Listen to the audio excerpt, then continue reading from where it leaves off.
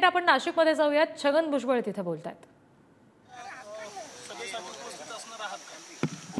होय, उद्या पिंपळगावला सन्माननीय प्रधानमंत्री मोदी साहेबांची जाहीर सभा आहे आणि त्याचं नियोजन आम्ही त्या मतदारसंघ जो आहे दिंडोरी मतदारसंघ ज्याच्यामध्ये येवला येतो आहे, नांदगाव येतो आहे, निफाड, चांदवड आणि तिकडे दिंडोरी आणि कळवण, तर ह्या सगळ्या भागातून जे आहेत प्रचंड प्रमाणावर लोक त्या ठिकाणी मोदी साहेबांच्या रॅलीसाठी येणार आहेत।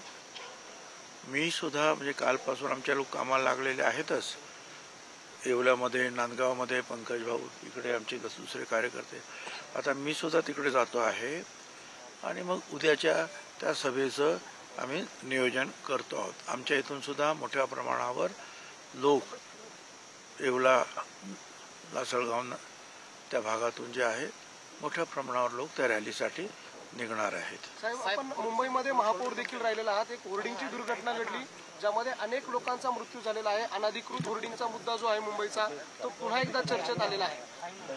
हे खरं आहे की या होर्डिंगच्या बाबतीमध्ये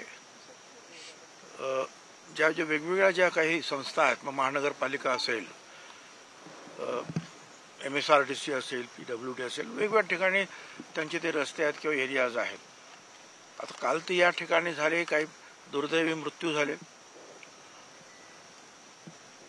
परंतु सांताक्रूज या वांद्र्यावरून सांताक्रूजला जात असताना एअरपोर्टकडे मोठमोठे जे आहे वजनदार अशा प्रकारचे होर्डिंग्स असे लावलेले आहेत की जे त्या रस्त्याला समांतर पाहिजे होते नियमाप्रमाणे, ते असे रस्त्याच्या मध्ये आलेले आहेत मोठे, आणि त्याच्यावर मग ते इलेक्ट्रॉनिक्स चालू असतं, त्याचं वजन पण खूप आहे आणि ते सगळे बेकायदेशीर आहे, म्हणजे ते तक्रार पण मी केलेली आहे। आणि ते जर तसे जर पडले तर ते आणखी वजनदार वगैरे आहेत आणि मोठा आणखीन प्रॉब्लेम होणार आहेत। म्हणून माझी विनंती आहे, ते सगळे जे काही होर्डिंग्स आहेत, ह्या होर्डिंग हे नियमाप्रमाणे आहेत की नाही, या सगळ्या ठिकाणचे याची चौकशी झाली पाहिजे आणि ती महाराष्ट्र सरकारच्या संस्था असतील किंवा महानगरपालिका असेल, या सगळ्यांनी ती पूर्ण केली पाहिजे ही चौकशी।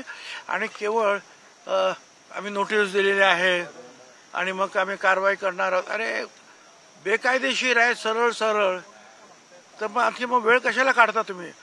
लोकांचे असे मृत्यू झाल्यानंतर मग सगळं तुम्ही धाव घेणार सगळे, ते बरोबर नाही आहे। सगळ्या संस्थांनी जर याची काळजी घेतली पाहिजे।